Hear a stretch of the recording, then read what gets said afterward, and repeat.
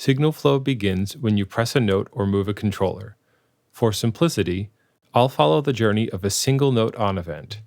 Also, this isn't a MIDI tutorial, so I'll be leaving some things out.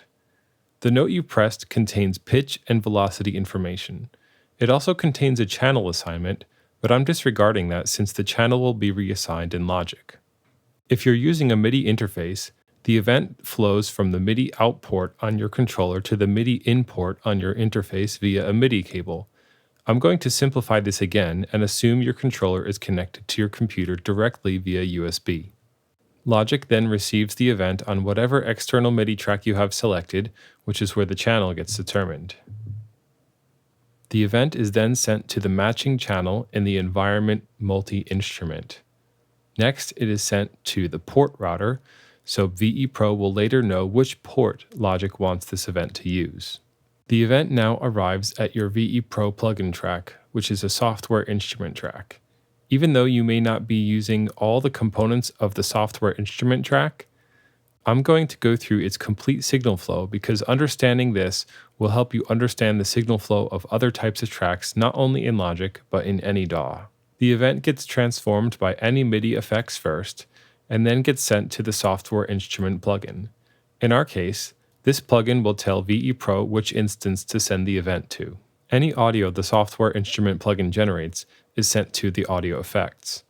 If you have a pre-fader send, a copy of the signal affected by the audio effects, but not the fader or the pan, is sent to its aux from here. After the audio effects, the signal gets sent to the fader. If you have a post-fader send, a duplicate of the signal affected by both the audio effects and the fader, but not the pan, is sent to its aux from this stage. Next, audio hits the pan. Any post-pan send will route that audio to its aux, having been processed by all three of the previous steps: audio effects, fader, and pan. Finally, the audio reaches the output of the software instrument track. Returning to the context I'm actually using, in which I only use this software instrument track's auxes for the audio returning from VEPro, the only parts of this signal flow that are actually being used are the MIDI effects and the software instrument plugin.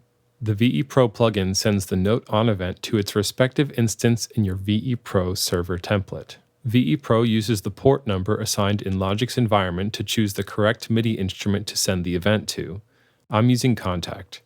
Since I use instrument banks in Kontakt, I only use a few MIDI channels on each bus, so I actually have several buses set to port 1. Kontakt then sends the event to an instrument loaded in the multi using the channel number from Logic's external MIDI track. The instrument then uses the pitch and velocity information to trigger a sample or synth. You can see here the instrument banks that I'm using, but the principle is the same if you're using individual patches. At this point, what was once a bunch of bytes is now transformed into digital sound. However, there are still several steps before it actually becomes audible. The signal then gets sent to whichever Kontakt output you've set up, which in turn determines which VEPro aux it will go to. Like the Logic software instrument track, I don't use the first stereo pair of the Kontakt instrument bus, but you don't have to do it this way. The signal flow of a VEPro aux is very similar to a Logic aux. First, the signal hits the audio effects. If you have a pre-fader send set up, this gets routed to its aux from here. I wouldn't normally send to the same bus as my output, but I just added that as an example. From the audio effects, the signal goes to the fader and any post effects such as pan. Here, a post-fader send may split off. As of VEPro 6, there doesn't seem to be a distinct post-pan send, so a post-fader send in VEPro 6 will have been affected by the audio effects, fader, and post effects. From the post effects, the signal then gets sent to the output of the aux track. I like to add this extra step to make my template easier to use, but it's optional. The output of the aux is routed to a well-named output bus, whose output in turn goes to the instances out you've chosen. The instance out indicates which aux in Logic the signal will come through on. I won't go over the aux signal flow in detail since it's the same as a software instrument track, except for not having MIDI effects or a software instrument plugin. The main out of the aux track goes to a monitor aux.